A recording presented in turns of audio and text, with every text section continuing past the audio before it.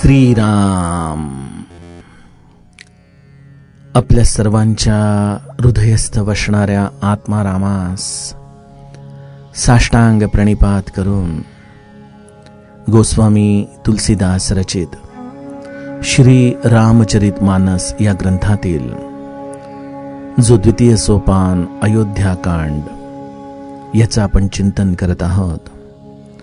सज्जन हो, हे आपलाच कथा चिंतन क्रमांक 609. आपण गेल्या चिंतन प्रवाहामध्ये प्रभू रामचंद्र आपला धाकटा बंधू भरत याविषयी आपल्या अंतःकरणात असलेला जो शुद्ध भाव आहे तो लक्ष्मणाच्या जवळ कशा पद्धतीने व्यक्त करतात, त्या चिंतनाचा धागा आपण काल प्रभू रामचंद्रांच्या संवादाच्या आधाराने पाहत होतो.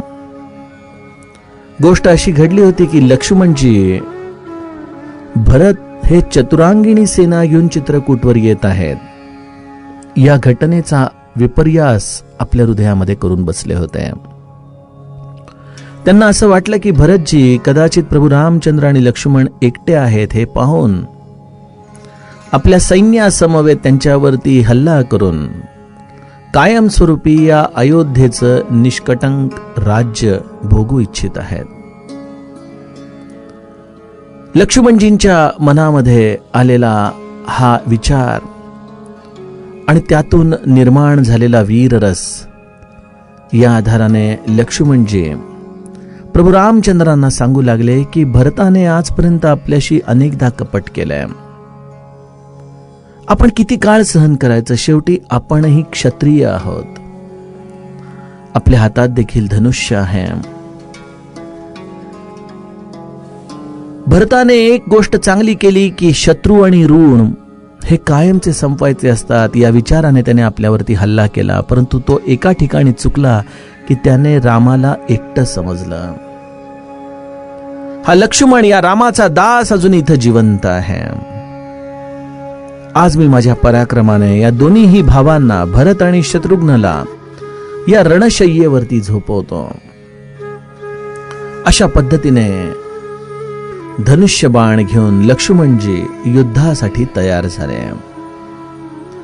लक्ष्मणजींचं हे वचन ऐकून दिशांचे दिक्पाल आणि समस्त ब्रह्मांडातील लोक भयभीत होऊन आता नेमकं पुढं काय होणार असा विचार मनात करू लागलेत. आणि त्याच वेळेला एक सुंदर आकाशवाणी चित्रकूट पर्वतावरती झाली. त्या आकाशवाणीने लक्ष्मणजींच्या या बलप्रतापाचं कौतुकच केलं. परंतु त्यांना एक नीतीची गोष्ट सांगितली की कुठलीही गोष्ट, मग ती उचित असो की अनुचित असो, जर आपण घाईगर्दीने करण्याचा प्रयत्न केला तर ती कदाचित बुद्धिमानांच्या प्रशंसेस पात्र ठरणार नाही. आणि लक्ष्मणजी या वचनाच्या आधाराने अत्यंत संकोचित झाले. प्रभू रामचंद्रांच्या जवळ आले. प्रभू रामचंद्रांनी अत्यंत कौतुकाने लक्ष्मणाच्या पाठीवरून हात फिरवला आणि त्याचं कौतुक करत की तू मला जो नीतीचा उपदेश केला तो अत्यंत योग्य आहे. राजमहद हा अत्यंत कठीण आहे. परंतु लक्ष्मणा, जरी तिची नीती योग्य असली तरी तू व्यक्ती चुकलास. आपला भरत हा परम शुद्ध आहे, परम पवित्र आहे. त्याला कधीही राजमद होऊ शकणार नाही. अशा रीतीने प्रभू रामचंद्र भरताच्या विषयी आपल्या अंतःकरणातला भाव जो लक्ष्मणाच्या समोर व्यक्त करत आहेत, सज्जन हो, त्याचं गायन गोस्वामीजी आजच्या चौपायांमधून करतायत. तिमिरु तरुण तरनिही मकुगिलई गगनु मगन मकु मेघही मिलई गोपद जल बुडही घटजोनी सहज क्षमा बरू छाड़े छोनी मसक फूक मकु मेरुड़ाई होई नृप मधु भरत ही भाई लखन तुम्हार सपथ पितुआना, सुचि सुबंधु नहीं भरत समाना। सगुनु खीरु अवगुण जलुताता, मिलई रचई परपंचु विधाता। भरतु हंस रविबंस तड़ागा, जनमी कीन्ह गुण दोष विभागा। गहि गुण पयत जी अवगुण बारी, निज जस जगत कीन्ही उजियारी। कहत भरत गुण सीलु सुभाऊ, प्रेम पयोधि मगन रघुराऊ। सुनि रघुबर बानी विबुध, देखि भरत पर हेतु। सकल सराहत राम सो, प्रभु को कृपा निकेतु। सियावर रामचंद्र प्रिय हो।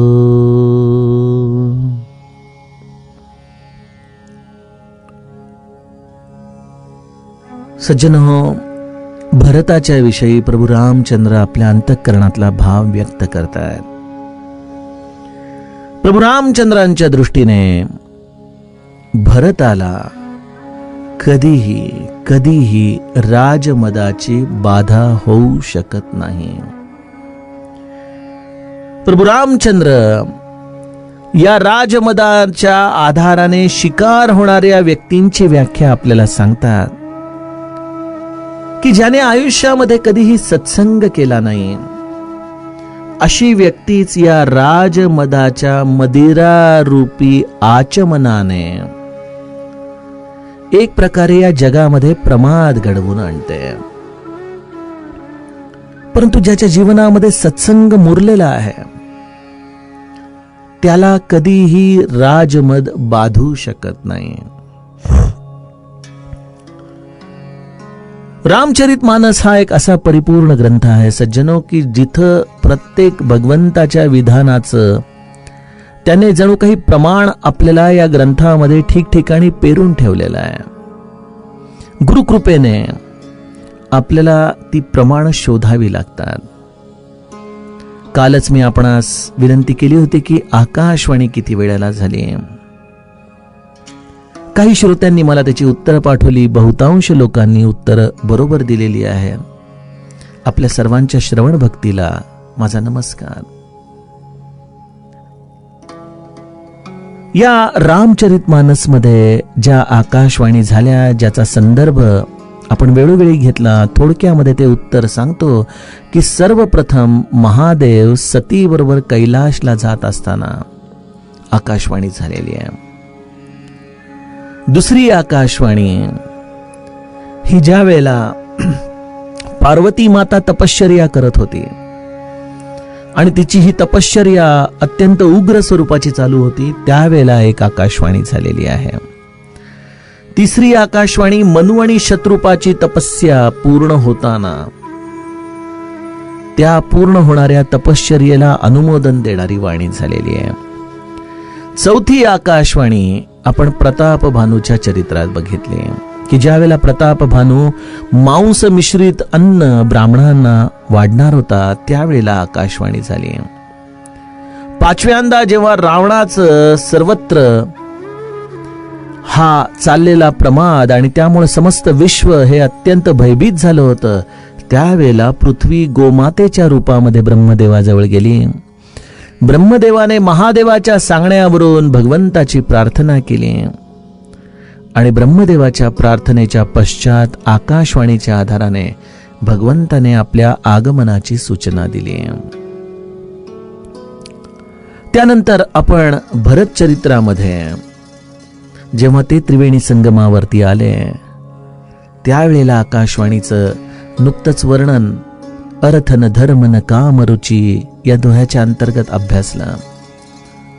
आणि ही एक आकाशवाणी की जिथे लक्ष्मणाचा संताप अनिवार्य झालेला आहे. आणि त्यावेळेला या सुंदर आकाशवाणीच्या आधाराने लक्ष्मणाच्या हृदयात संकोच होतोय. सांगताना कदाचित एखादी राहू पण शकते, हे शास्त्र अगाध आहे, इथं चूक भूल होऊ शकते. परंतु यातून एक गोष्टीचा आनंद आहे की श्रोते मंडळी पुन्हा पुन्हा रामायणाला हात लावतात, मागे जातात, त्यामध्ये असलेले संदर्भ शोधण्याचा प्रयत्न करतात. ग्रंथ अशीच आपल्यावरती कृपा करतो सज्जनो. मी हा मुद्दा आपणासमोर ठेवला कारण प्रभू रामचंद्रांनी सांगितलं की ज्याने सत्संगती केलेली आहे त्याच्या जीवनामध्ये कधीही त्याला राजमद स्पर्श करू शकत नाही. याचं प्रमाण रामचरित मानसमध्ये आपल्याला सुरुवातीला दिलंय. गोस्वामीजींनी आपल्याला अगदी सुरुवातीच्या चौपायांमध्ये काय सांगितलंय? बिनु सत्संग विवेक न होई, राम कृपा सुलभ न सोई. राम कृपा बिनु सुलभ न सोई. रामाची कृपा होते तेव्हा संताचा संग आपल्या जीवनामध्ये येतो. आणि संत संग आम्हाला काय प्रदान करतो? आपल्यापैकी अनेक मंडळी जे श्री महाराजांच्या तत्वविचारांशी, त्यांच्या प्रवचनांशी, नामजपाशी संलग्न आहेत. आपण आपल्या अंतरंगामध्ये विचार करा की मला माझ्या गुरूंनी नेमकं काय दिलं? आपल्याला आपल्या गुरूंनी कृपा केली म्हणजे नेमकं काय प्रदान केलेलं आहे? जर आपल्या अंतरंगामध्ये गुरुच्या कृपेची व्याख्या अजूनही या प्रापंचिक आणि दृश्य जगाची अनुकूलता ह्या रूपानेच जर आपण त्याचं स्मरण करत असू तर कदाचित अजूनही आपल्या अंतरंगामध्ये तो सत्संग खऱ्या अर्थाने मुरलेला नाही. ठीक आहे, आपल्या प्रारब्धाला मागं पुढं करण्याचं स्वातंत्र्य गुरुकडे आहे, निश्चित आहे. परंतु केवळ तेवढ्या संकुचित अर्थाने गुरुची कृपा मोजणं हे आपण गुरुवरती एक प्रकारे त्याच्या या कृपेला आपल्या स्वार्थी आणि संकुचित भावनेने मोजमाप केल्याचं प्रमाण आहे. सद्गुरु कृपा करतो, त्याचा सत्संग आपल्या अंतरंगामध्ये जेव्हा तो खऱ्या अर्थाने आम्हाला प्रदान करतो त्यावेळेला तो आम्हाला एकच गोष्ट देतो, बिनु सत्संग विवेक न होई.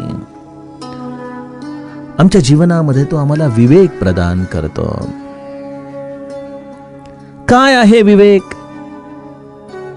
ज्याला आपण सार आणि असार अशा रीतीने आजपर्यंत अभ्यासत आलेलो आहे.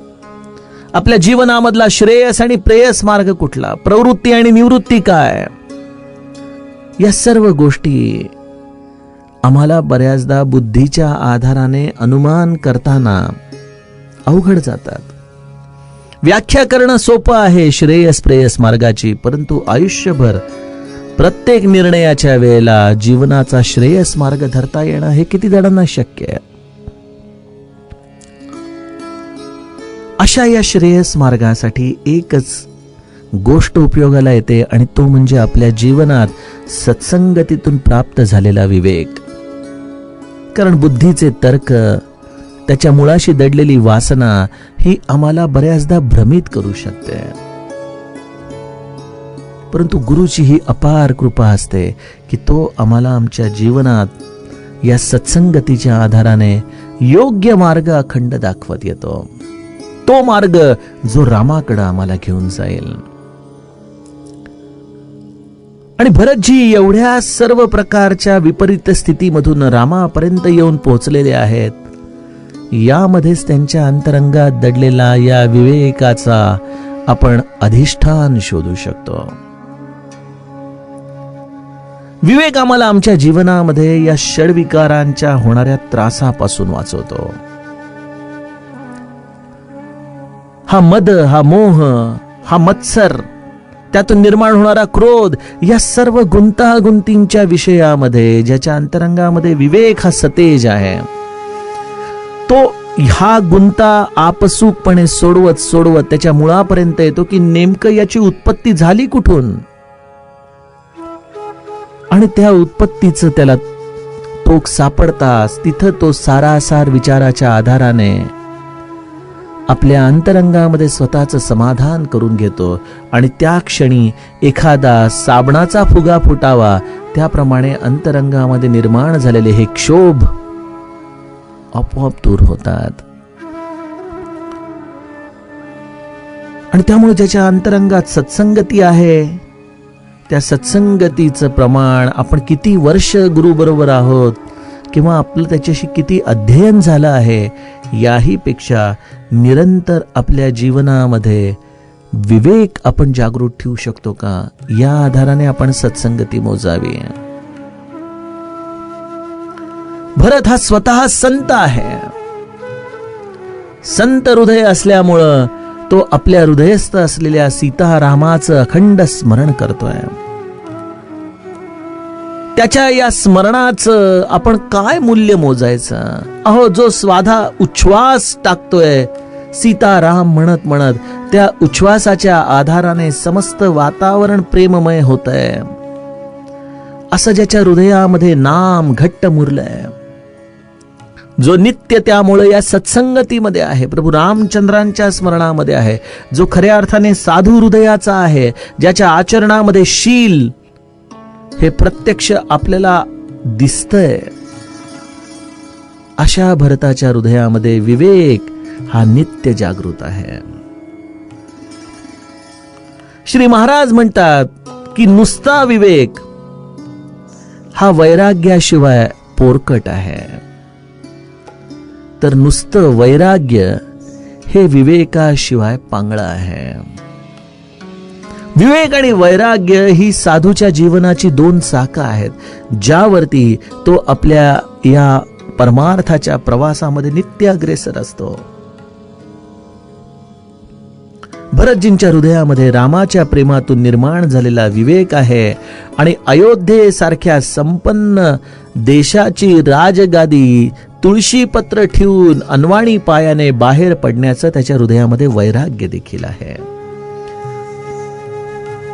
त्यामुळे ज्याचं जीवन विवेक आणि वैराग्यावरती आधारित आहे, त्याला या षड्रिपूंपैकी कुठलाही विकार त्याच्या स्थितीपासून ढळू देत नाही, हे सत्य प्रभू रामचंद्र जाणत होते. आणि त्यामुळं त्यांनी अत्यंत स्पष्ट शब्दामध्ये भरताची पाठ राखण करताना म्हटलंय की सगुन खीरु अवगुण जलु ताता मिलई रचई पर पंचु विधाता भरतु हंस रवि बंस तड़ागा जनमी कीन गुण दोष विभागा. लक्ष्मणा, भरताच्या विषयी मी एवढ्या विश्वासाने तुला सांगू शकतो की भरताला राजमद हा कदापिही होऊ शकणार नाही. याचं कारण आहे बाळा, कारण या विश्वाला, या विधात्याने गुणरूपी दूध आणि अवगण रूपी जल यांना एकत्रित करून निर्माण केलेलं आहे. आपल्याला देखील असं बऱ्याचदा वाटतं ना, कशाला पाहिजे हा सारासार विचार. जर हे सर्व भगवंताचं आहे तर भगवंताने यामध्ये केवळ आम्हाला सारच द्यावं.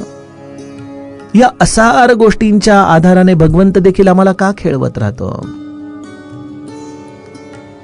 या सगळ्यामध्ये या भगवंताने आम्हाला सत्संगतीची जणू काही ही गुरुकिल्ली सापडावी, यासाठी या सर्व विश्वाची रचना अशी केलेली आहे. आपण बघतो ना की सापशिडीच्या खेळामध्ये जशी सापाची तोंड खाली आणतात त्याचप्रमाणे शिडीच्या आधाराने वरती देखील जाता येतं. तसा या दृश्य जगतामध्ये ज्याने सत्संगती केली तो आत्मोन्नतीच्या रूपाने वरती गेला आणि ज्याने कुसंगती केली तो या सर्पाच्या मुखातून कुसंगतीद्वारा आपलं अधःपतन करून बसला. बघा,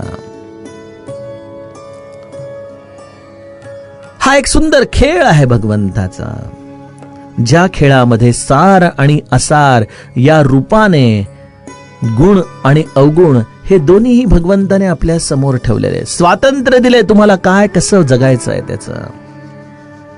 इथं जर का आपण चुकलो तर निश्चितपणे अधःपतन हे ठरलेलं आहे. परंतु जर पूर्व सुकृत असेल, संतांची कृपा असेल, आणि जर आपण त्यांच्या चरणांशी जाऊन त्यांनी दिलेला बोध मनापासून ऐकला असेल तरच आम्हाला या सत्संगतीच्या आधाराने विवेकाची प्राप्ती संत कृपा घडवून देते. आणि एक लक्षात घ्या की विवेक हा बाजारामध्ये कुठेही विकत मिळत नाही.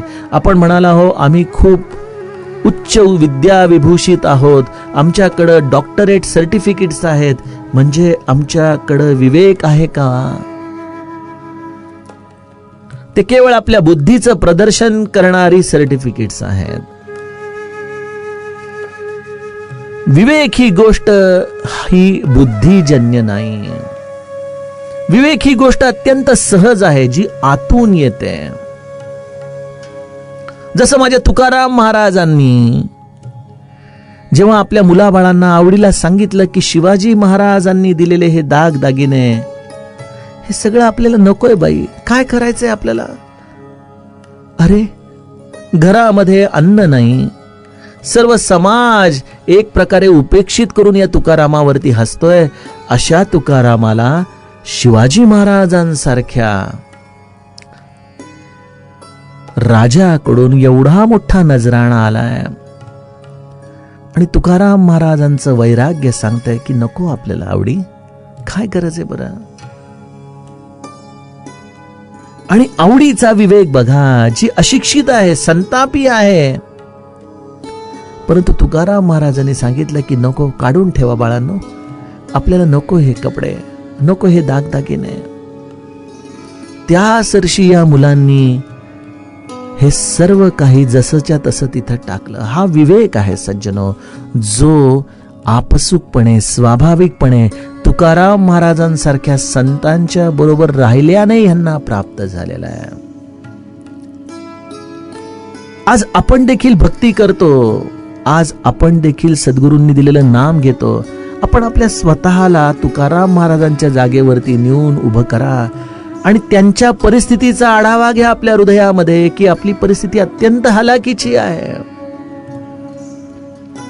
अशा वेळेला जर एवढी मोठी गोष्ट आपल्या घरात आली तर आपण कशा पद्धतीने प्रतिक्रिया देऊत? आपली प्रतिक्रिया तुकाराम महाराजांचे सारखी असेल का हो? आणि सज्जनो, मी माझ्यावरून विचार करतो आणि मला लक्षात येतं की अजूनही त्या विवेकाची जागृती माझ्या या प्रतिक्रियेवरून मला माझ्या हृदयामध्ये सापडत नाही. आम्हाला असार गोष्टींचं मोल वाटतं, परंतु या असारामध्ये जर माझा साररूपी पांडुरंग हरवून गेला तर मी काय मिळवलं? हा तुकाराम महाराजांचा विवेक आमच्या हृदयामध्ये निर्माण होत नाही, कारण तेवढं या दृश्य जगाच्या विषयी आमच्या अंतरंगात वैराग्य नाही. त्यामुळे विवेक आणि वैराग्य हेच सद्गुरूच्या कृपेचं खरं साधन आहे. जर आम्हाला ते खऱ्या अर्थाने प्राप्त झालं तर या दृश्य जगामधली ही मोहमाया आम्हाला उत्कृष्ट करू शकणार नाही आणि काहीतरी असार प्राप्त व्हावं यासाठी आमची धडपड चालणार नाही. आणि ज्याला हे दोन प्राप्त झालेले आहेत त्याच्या जीवनामध्ये राजमदासारखा कुठलाही दुर्गुण त्याला कधीच स्पर्श करू शकणार नाही. आणि त्यामुळं प्रभू रामचंद्रांचं भरताच्या विषयीचं हे मत एवढं स्पष्टपणे ते लक्ष्मणाला सांगतायत. किती स्पष्टपणे की लक्ष्मणा, मी भरताची तुला खात्री सांगतो, माझ्या भरताला राजमद हा कधीही होऊ शकणार नाही, कधीही नाही. अरे त्याला ब्रह्मा विष्णू महेशाचं पद मिळालं तरी देखील त्याला राजमद स्पर्श करू शकणार नाही. इतकंच काय, तू मला नीतीच्या गोष्टी सांगितल्या, वेगवेगळ्या पुराणातल्या कथा सांगितल्या, ऐक. तर्काच्या आधाराने या विश्वामध्ये असंभव वाटणाऱ्या गोष्टी देखील घडू शकतील. उदाहरणार्थ, अगदी सुंदर उगवलेल्या तळपणाऱ्या सूर्याला देखील कदाचित अंधार येऊन ग्रासून जाईल. तू म्हणशील कसं? अरे सूर्य प्रकाशत असताना अंधार त्याच्या जवळ येणं कधी शक्य आहे का? नाही. परंतु शेवटी या प्रत्येक सृष्टीच्या घटकाला जो एक सूक्ष्म अहम आहे, त्या अहममुळं कुठलीही गोष्ट ही त्याच्या बाबत नाकारता येऊ शकत नाही. आपण सूर्यग्रहण बघतोच ना, की पृथ्वीवरती छान सूर्य तळपत असतो, अचानक हा चंद्रमा किंवा सावली मध्ये येते आणि त्या आधाराने तो संपूर्ण सूर्य हा ग्रासला जातो, अंधकार होतो, जणू काही पशु संध्याकाळ झाल्यासारखे ओरडू लागतात. अंधकार सूर्याला गिळू शकेल. आकाशामध्ये असणारे ढग हे कधीही आकाशापेक्षा मोठे होऊ शकणार नाहीत, परंतु कदाचित हे शून्यवत असलेलं पंचमहाभूतांपैकी आकाश ते देखील या ढगांमध्ये विरघळून जाईल. ढग हा आकाशापेक्षा मोठा होईल. ज्या अगस्ती ऋषींची कथा आम्ही ऐकत आलेलो आहोत, ज्यांनी केवळ चुळीमध्ये एका समुद्राला नाही अनंत समुद्रांना शोषून टाकलं, असे हे घटजोनी अगस्ती देखील गोपद जल बुडही घटजोनी. एका गाईच्या खुरा इतक्या असलेल्या खड्ड्यातल्या पाण्यात देखील ते कदाचित बुडून जातील. कदाचित पृथ्वी जिचं आपण वर्णन वारंवार सहनशीलतेच्या रूपाने करतो, ती पृथ्वी देखील आपली सहनशीलता गमावून बसेल. अरे एखादा साधा छोटासा मच्छर तो देखील आपल्या उच्छ्वासाने मेरू पर्वतासारख्या अगाध पर्वताला धुळीच्या कणासारखा उडवून टाकेल. या सर्व असलेल्या अशक्य गोष्टी ज्या या पंचमहाभूतांच्या अहममुळे कदाचित शक्य होऊ शकतील, परंतु आपल्या संपूर्ण अहमला ज्याने या सीतारामाच्या चरणी समर्पित केलेलं आहे, अशा माझ्या भरताच्या जीवनामध्ये मात्र त्याला कधीही राजमद स्पर्श करू शकणार नाही. हे माझं वचन आहे लक्ष्मणा, ऐक. भरताला कधीही राजमद होऊ शकणार नाही. अरे मी तुला कसं सांगू लक्ष्मणा, बघ मी तुझी शपथ घेतो आणि आपल्या वडिलांची देखील शपथ घेऊन सांगतो, राजा दशरथाची शपथ घेतो आणि त्यांच्या खात्रीने तुला सांगतो, बाळा, सुची सुबंधू नाही भरत समाना. भरतासारखा पवित्र आणि उत्तम भाऊ या संसारामध्ये होणं अशक्य आहे, अशक्य आहे. सज्जनो, सर्टिफिकेट्स तर आपल्याला अनेकांना मिळू शकतात, परमार्थामध्ये देखील अनेकांच्याकडून कौतुक होऊ शकतं, परंतु ज्याचं प्रत्यक्ष प्रशंसा या परमार्थाचं ध्येय असलेल्या परमात्माने आपल्या मुखाने करावी, असं हे जीवनामध्ये गौरवाचं स्थान जर कोणाला मिळालं असेल तर ते केवळ या भरतजी आणि हनुमंताला मिळालेलं आहे. ज्याची प्रशंसा मुक्त कंठाने प्रत्यक्ष भगवंताने केलेली आहे की माझ्या भरतासारखा उत्तम भाऊ या संसारामध्ये होणं शक्य नाही. भरत आयुष्यभर नित्य विवेकाच्या आधाराने जगलेला आहे. त्याने केवळ साररूपी गुणरूपी दूध ग्रहण केलं आणि त्याला सार लक्षात आलं आहे, ते म्हणजे सीताराम रूपी चरणांचं भजन. हे समस्त जीवनाचं सार आहे. बाकी या अयोध्येच्या संपन्नतेपासून या ब्रह्मांडामध्ये असलेले सर्व अधिकार हे असार आहेत. आणि भरताने त्याचा अत्यंत लीलया त्याग केला आणि त्या त्यागातून आपल्याला असं वाटेल की अरे या सर्व असारांची गरज आहे जगामध्ये आपलं नाव लौकिक करण्यासाठी. चूक आहे, हाच आमचा अविवेक आहे. जगामध्ये खऱ्या अर्थाने त्याचंच यश उज्ज्वल होतं ज्याला जीवनाचं हे सार कळालं की सर्व असाराचा त्याग करून जो सीताराम चरणांचं भजन करतो त्यालाच या जगामध्ये उज्ज्वल यश प्राप्त होतं. अशा या भरताचा हा पुरुषार्थ आहे. त्याने असाराला तृणवत त्यागून या परमार्थाची कास धरली आहे. प्रभू रामचंद्र भरताच्या या स्वभावाचं, त्याच्या गुणांचं, त्याच्या शीलाचं वर्णन करतायत आणि करता करता करता करता जणू काही या परमात्म्याला देखील समाधी लागावी, तो देखील भरतजींच्या या प्रेम सागरामध्ये मग्न होऊन जावा, अशी प्रभू रामचंद्रांची अनुर्वाच्य स्थिती झाली. प्रभू रामचंद्र मौन होऊन गेले. संताची ही गुणगाथा गाता गाता प्रत्यक्ष भगवंत देखील समाधीस्थ होतो. हे या भगवंताचं खऱ्या भरतासारख्या संतावरचं प्रेम आहे सज्जनो. गोस्वामीजी लिहितात की प्रभू रामचंद्र ज्या पद्धतीने भरताची ही प्रशंसा करतायत, त्याला पाहून समस्त देवता देखील अत्यंत प्रसन्न झालेले आहेत. आणि ते देखील प्रभू रामचंद्रांचा हा उदार स्वभाव बघून, प्रभू रामचंद्रांसारखा कृपाधाम प्रभू या जगामध्ये दुसरा कोण असेल असा आपल्या अंतःकरणामध्ये विचार करतायत. सज्जनो हो, हे आहे या भरत चरित्राचं सुयश की ज्याचं प्रत्यक्ष बखान प्रभू रामचंद्र आपल्या वाणीने करत करत स्वतः त्या प्रेमाची समाधी अंतरंगामध्ये अनुभवतायत. आता यातील पुढील कथाभाग आपण उद्याच्या कथाप्रवाहामध्ये बघूया. जानकी जीवन स्मरण जय जय राम.